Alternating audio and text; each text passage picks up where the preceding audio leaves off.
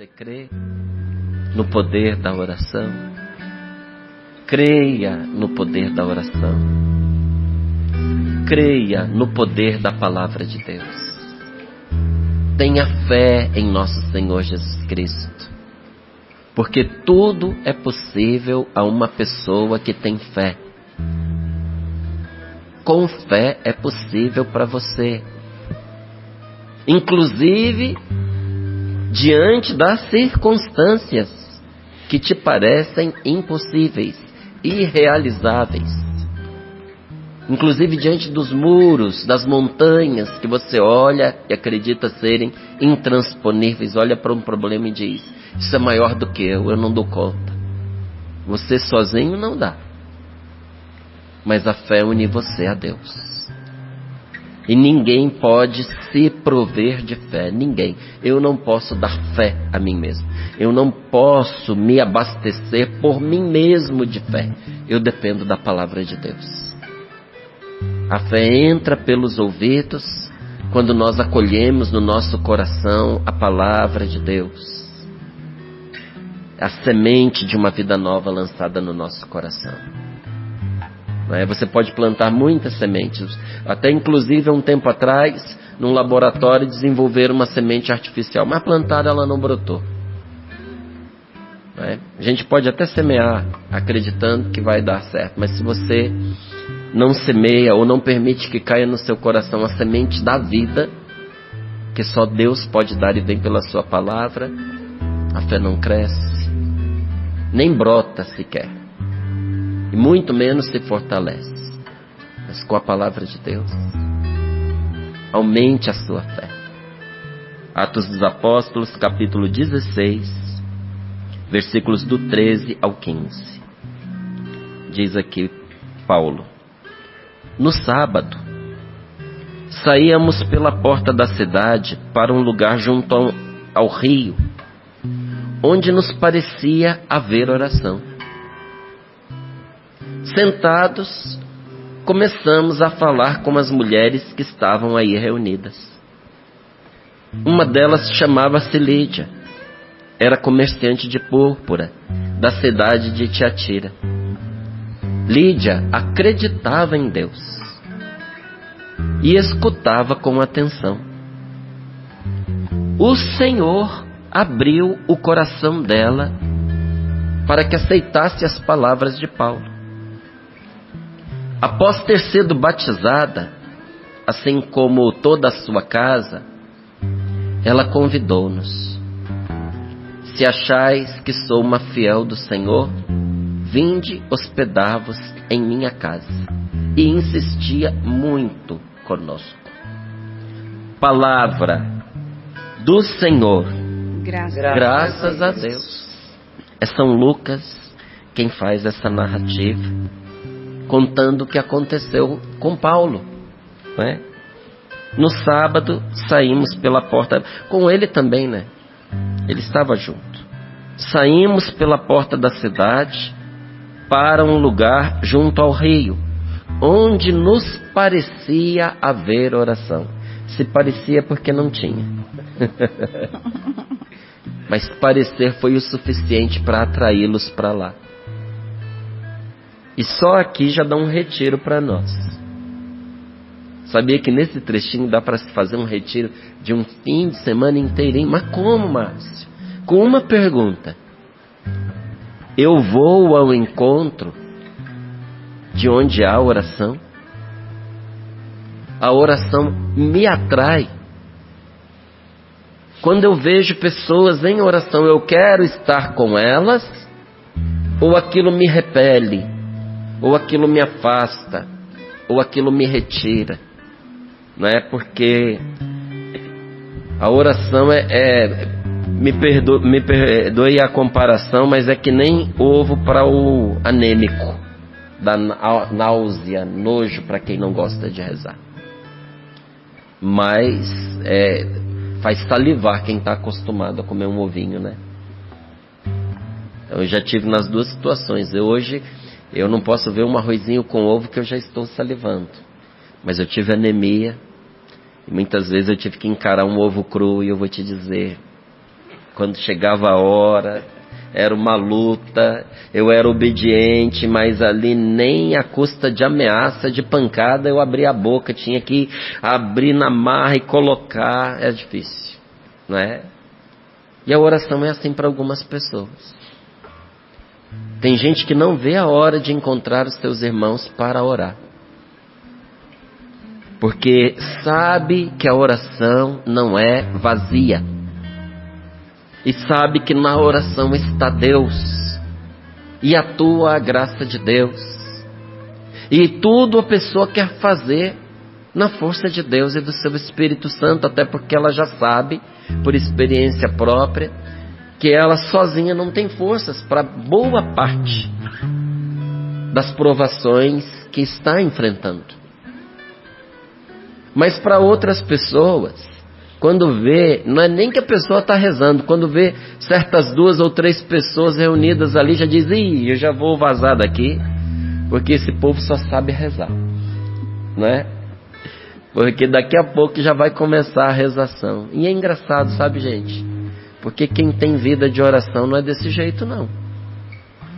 Quem tem vida de oração não reza o tempo inteiro e reza o tempo inteiro. Ai, como assim? Porque quem tem vida de oração não se desliga de Deus. O coração está o tempo inteiro em sintonia com o Senhor. Reza nos seus sentimentos, reza nos seus pensamentos, entrega os trabalhos que vai realizar, louva a Deus, ainda que em silêncio, pelas coisas que acontecem. Não perde a oportunidade de dar graças a Deus, até publicamente, e de contar como Deus realiza as suas maravilhas, não é? É uma coisa que acontece naturalmente, na ordem do dia. E olha, eu vou lhe dizer, nem depende de ser carismático, estar dentro de um grupo, reconhecidamente cristão.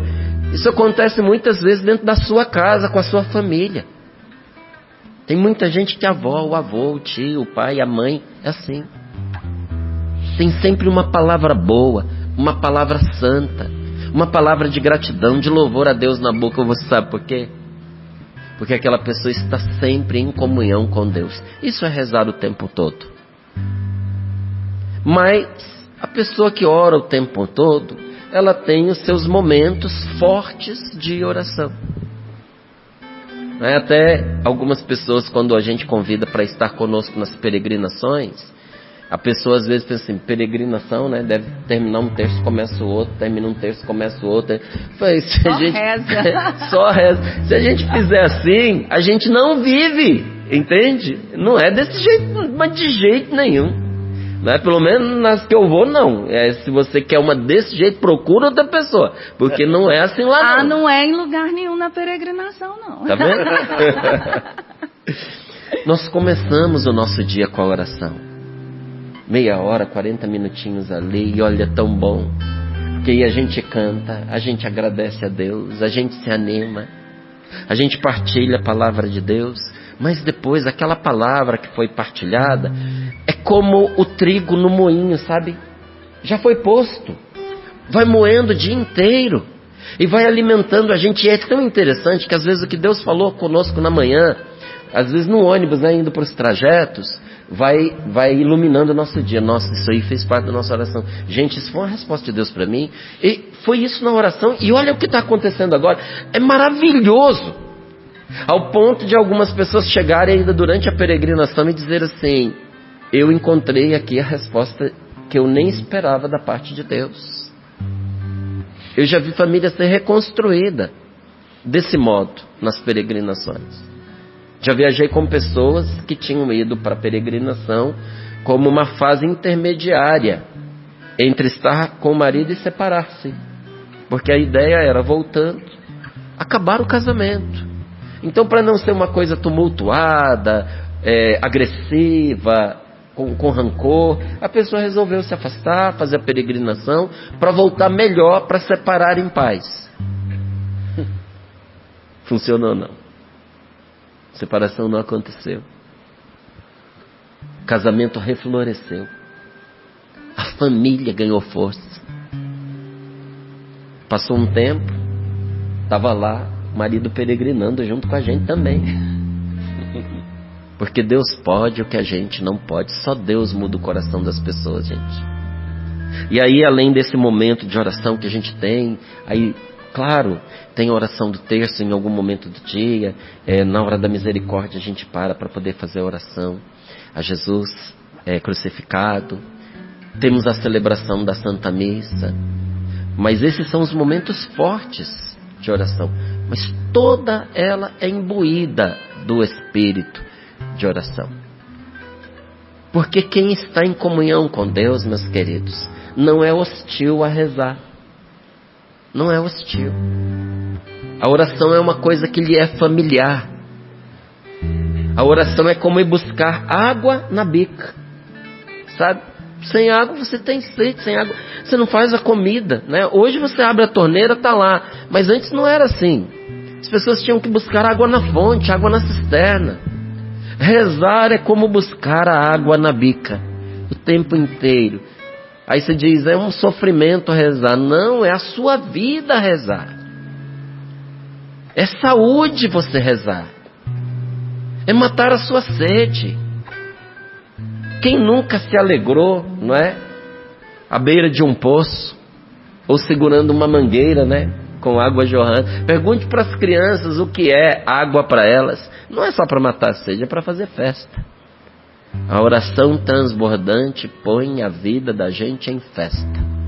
E eles tinham visto que parecia que tinha oração. E eles foram lá, sentaram e começaram a falar com as mulheres que estavam aí reunidas. Uma delas chamava-se Lídia. Era comerciante. Era vendedora de púrpura. Aqueles tecidos bem vermelhos, né? Da cidade de Tiatira. Lídia acreditava em Deus. Então provavelmente não era uma pessoa religiosa, não era uma pessoa de oração, mas ela acreditava em Deus. Tinha fé. E por isso escutava com atenção. Porque quem crê em Deus e tem fé, ouve com atenção a palavra de Deus. E o Senhor abriu o coração dela. Quem foi que abriu o coração de Lídia? O Senhor. Quem foi? Foi o Senhor. Nós não abrimos o coração de ninguém, nós não abrimos a cabeça de ninguém. Quanto pai, quanta mãe diz, o que eu vou fazer com esse menino? Só se eu pegar um machado e abrir a cabeça dele para colocar isso lá dentro, porque não entra. Não entra. Não é assim. Nós temos que entender que cada pessoa é um templo inviolável.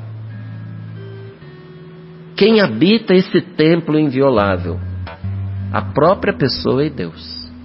Quem é que habita o sacrário do seu coração, meu irmão? Você e o Senhor. Você e Deus. Por isso que tem coisas que sua mulher não vai conseguir meter na sua cabeça, seu marido não vai conseguir convencer você, você não vai conseguir dobrar seus filhos, não vai. E às vezes a gente tenta na marra, a gente tenta com agressividade, a gente tenta com ameaças, com violência, com chantagem. Sabe o que isso causa? Um endurecimento.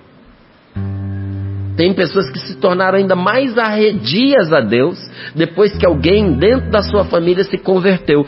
Porque já viu aqueles convertidos chato, inconveniente, sabe, bitolado e alienado?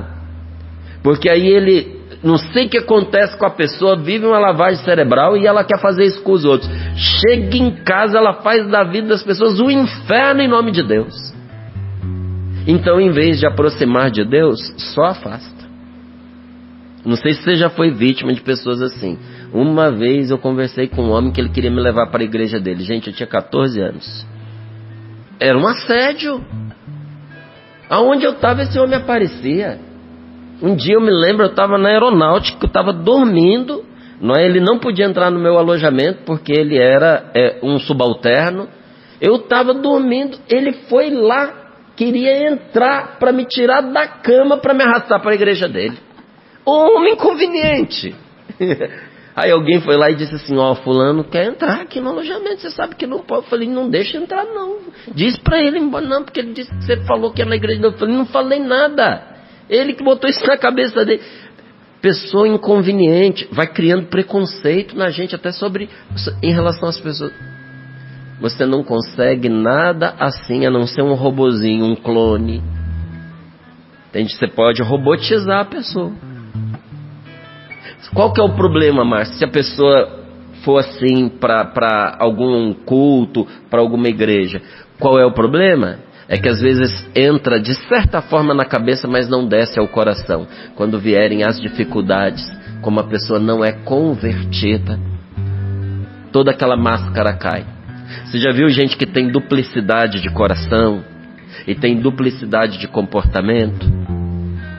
A gente julga, acha que a pessoa sem vergonha, é cínica. Não, é essas coisas esquisitas que acontecem. A pessoa é convencida, de alguma forma se deixa levar, aí veste uma capa de bonzinho, de cristão, e aos olhos dos outros parece a pessoa mais santa, mas tem uma face da vida da pessoa que é extremamente perversa, corrompida, porque não desceu ao coração a palavra de Deus e não transformou a pessoa. Então a pessoa até faz parte de uma certa liderança, mas nos bastidores é uma vida de trevas que a pessoa leva. E não só leva uma vida de trevas, mas arrasta outras pessoas para as trevas, quando o coração não se converte. E o coração se converte quando Deus o abre. Você está vendo a importância de você rezar pelas pessoas? Você pode sim conversar, explicar, dar testemunho da sua fé, explicar a verdade à luz da fé. Mas nós não forçamos as pessoas, não. Nós oramos por ela. Ore. Ore, porque vai haver um momento em que o coração da pessoa vai se abrir e a graça de Deus vai entrar, até por meio daquela palavra que você anunciou. Lídia acreditava em Deus, como muita gente na sua casa acredita em Deus. Márcia acredita em Deus, mas não muda a vida. Então, com Lídia também era assim. Mas como ela acreditava em Deus, e foi no meio de um bate-papo, uma conversa, olha ali, ó, sentados, começamos a falar com as mulheres que estavam aí reunidas. Era um encontro de mulheres. E eles se meteram lá e começaram a conversar com elas. Uma delas, chamada Lídia, era comerciante, acreditava em Deus, sinal de que as outras pelo jeito não acreditavam. E ela escutava com atenção. Escutando com atenção um bate-papo, o Senhor abriu o coração dela para que aceitasse as palavras de Paulo. E após ter sido batizada, assim como toda a sua casa, ela os convidou: se achais que sou uma fiel do Senhor, vinde hospedar-vos em minha casa. Gente, esta palavra é luz para muitos de nós aqui que queremos levar a presença de Deus para dentro do nosso lar. A gente quer, mas não sabe como fazer. Quando Jesus ressuscitado envia os seus discípulos para evangelizar, Jesus ele diz com toda clareza: ide pelo mundo inteiro e anunciai a boa nova a toda criatura. Então presta atenção. Ide ao mundo inteiro e anunciai a boa nova. É para ir pelo mundo inteiro e fazer o quê? Anunciar. Sim. Anunciar. Me diga onde é que está escrito converter. O Senhor não nos mandou converter ninguém. Por que nosso Senhor não pediu a mim e a você para a gente converter as pessoas? Porque Ele não pode pedir para mim, que sou humano, uma coisa que só Deus pode fazer. Ele não vai pedir que eu faça uma coisa que é impossível. E não vai pedir a você que faça uma coisa impossível. Não pediu a você que converta o seu esposo, a sua esposa, seus filhos. Ele não pede que a gente vá e converta, mas que simplesmente a gente anuncie. Anuncie primeiro com a nossa vida. Porque olha, a melhor pregação é o nosso testemunho. Vou fazer algumas perguntas, talvez te ajude. Você é feliz de ser cristão? Você é feliz por ser uma pessoa de Deus? Quem convive com você percebe essa alegria? Você é uma pessoa de paz? Você está em paz? E esparrama a paz por onde você passa? Porque olha, a paz e a alegria são sinais, são frutos do Espírito Santo e são sinais da presença de Deus. Todo mundo fica questionado quando encontra uma pessoa que está sempre em paz e que tem grande alegria.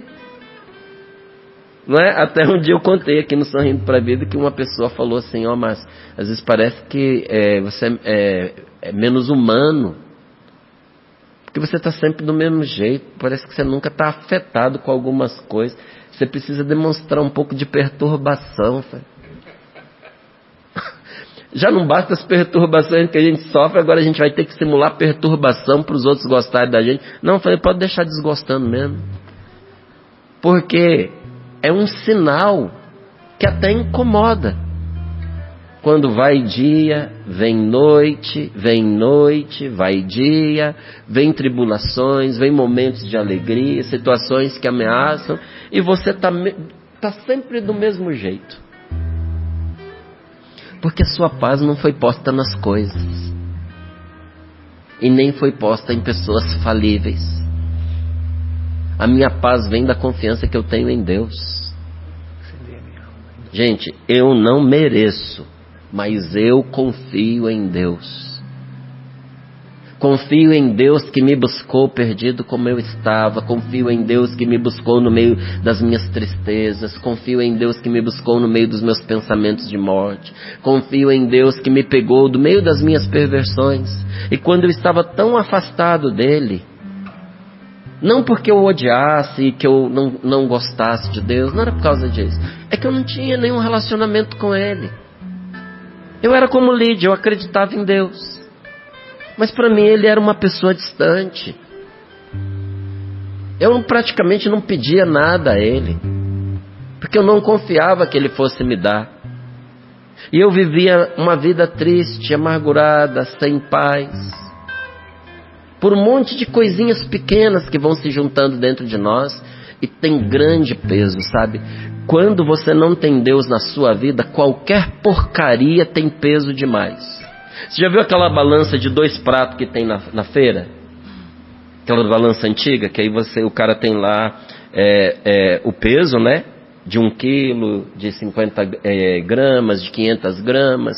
E aí do outro lado, você vai colocar o produto. Então você põe a carne de um lado e vai colocando peso para ver quanto é que dá. Quando a balança fica equilibrada, é sinal de que o peso de metal que está aqui do lado corresponde ao peso da carne ou das frutas que você ali colocou, não é? Quando um dos pratos da balança está vazio, até uma pena que você coloca leva o prato lá embaixo, uma pena. Quando num dos pratos da nossa vida não há a presença de Deus, qualquer lixo leva a gente lá embaixo. Sabe, uma situação pequena, como alguém não ter falado com você, ou te tratado com rispidez, ou tirado de você uma oportunidade, leva a pessoa até em pensar em morte. Que a vida não tem muito sentido.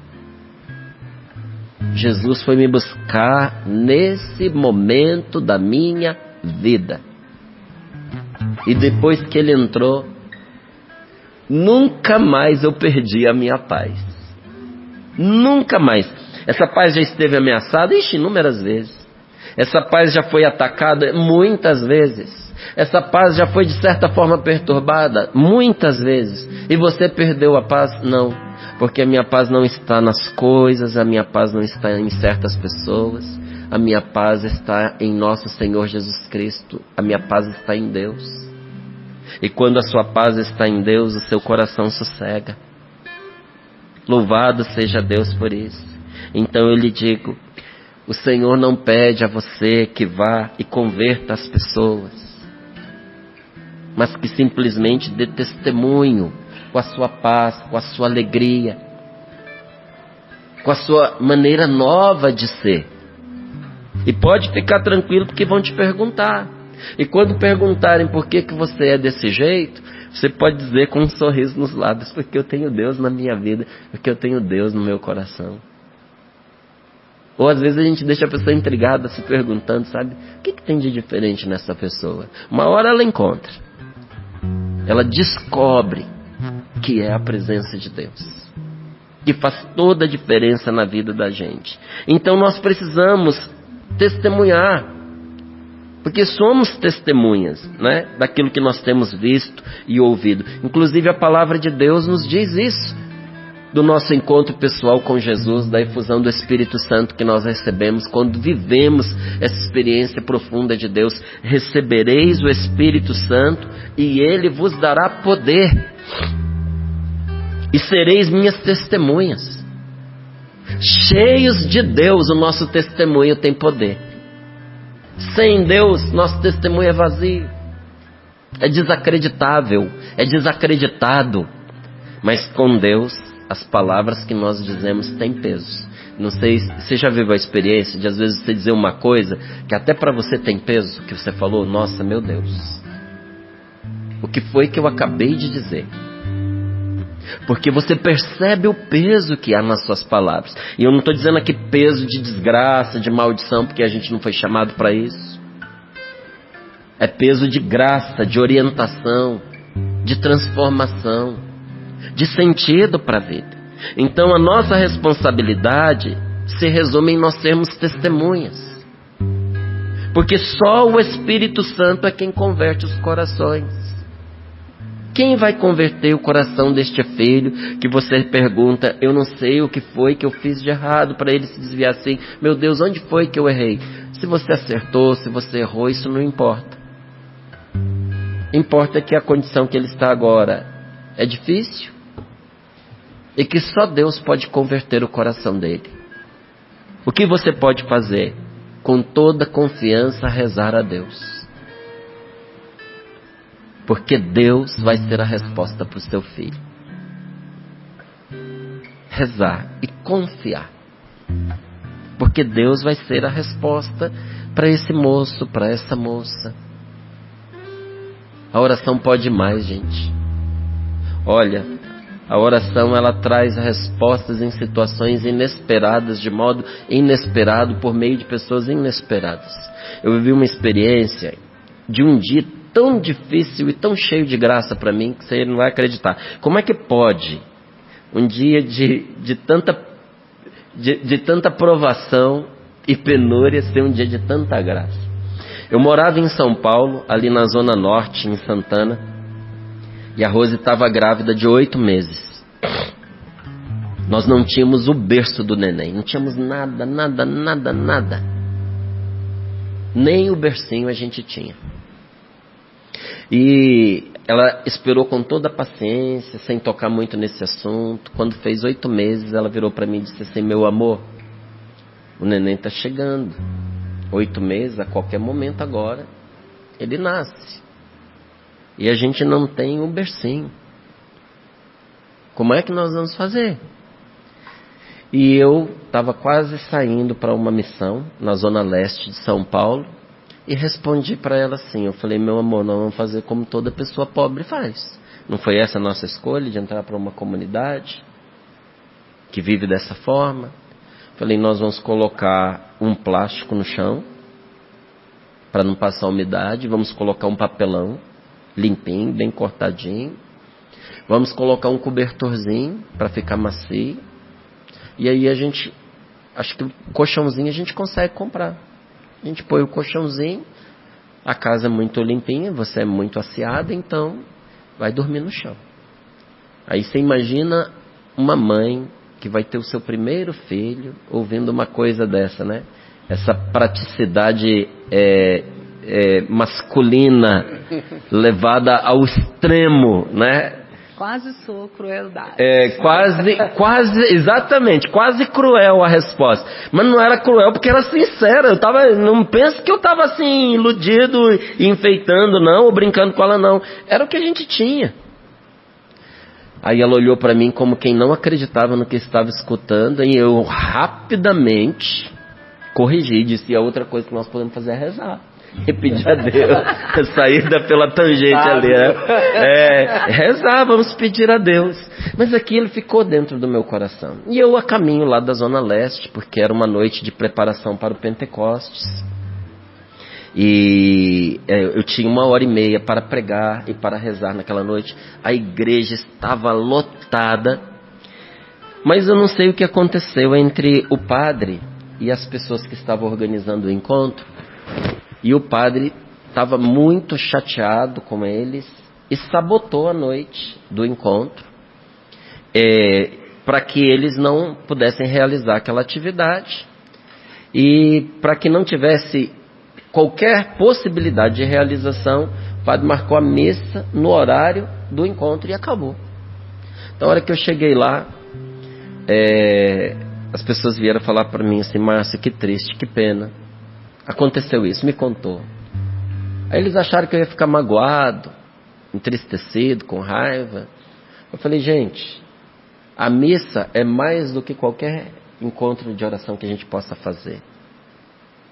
A missa é o próprio Cristo que se dá a nós na Eucaristia. Vamos participar da missa. Não, fique em paz, põe nas mãos de Deus. Que bom, olha, todo o movimento que vocês fizeram trouxe toda essa gente para a missa. Aí sentei para participar da missa e falei para eles: vou ficar e vou participar da missa. Enquanto eu estava sentado, alguém chegou para mim e disse assim: olha, o padre disse que você vai fazer a homilia da missa. Eu falei: não faço, não vou fazer. Eu falei: a homilia é do padre e eu não vou fazer. Não, Márcio, o padre está falando que é para você fazer. Eu falei: não, o padre está falando porque vocês devem ter pressionado o padre, ele ficou constrangido, mas homilia, quem faz é o padre. Eu não vou fazer. Não, eu não vou fazer. Daqui a pouco voltaram: Márcio, o padre disse para você que ele não está pedindo não, ele está mandando e você vai fazer a homilia. Aí eu falei: então tá bom, eu vou fazer para obedecer, mas diga para ele que leigo não é para fazer homilia não. Aí tá, eu digo sim. O padre falou que você tem 40 minutos. É para você falar do tema que foi previsto do Espírito Santo, mas é para você falar também do Evangelho do dia. Aí eu sentei, comecei a me preparar, porque agora eram 2 assuntos.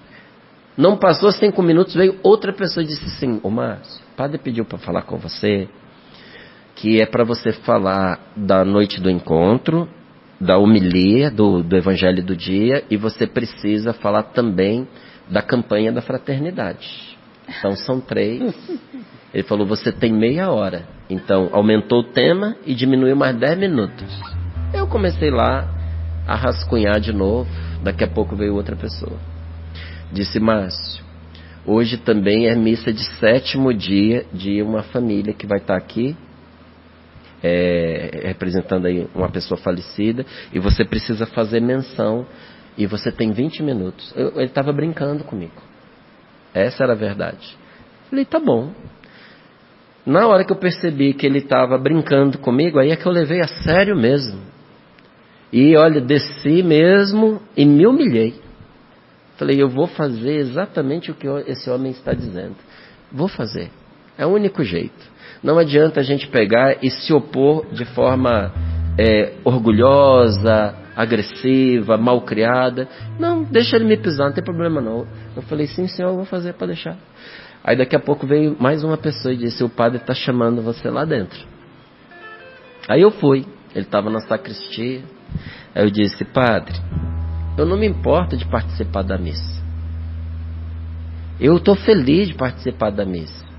Faça o senhor a homilia. Ele: de jeito nenhum, meu filho. Você veio aqui para estar conosco nesta noite. Você vai fazer. Te falar dos temas? Eu falei: sim, é o tema do encontro, é a campanha da fraternidade, é o Evangelho do dia e a missa de 7º dia, né? Ele falou: sim, é isso aí. Você tem 10 minutos para falar dos 4. Eu falei: sim, senhor. Peguei o relógio, tirei do pulso e disse: eu não vou passar 1 minuto. Vou fazer 9 minutos e 59, mais 10 minutos e 1 eu não vou fazer. Eu paro a frase no meio e não termino, mas eu vou fazer os 10 minutos que esse homem está mandando. Quando chegou a hora de falar, A gente esquece essas coisas todas. A gente esquece porque as pessoas estão ali. E a palavra de Deus está ali.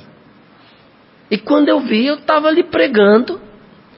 Quando eu bati o olho no relógio, eu não tinha falado do 7º dia.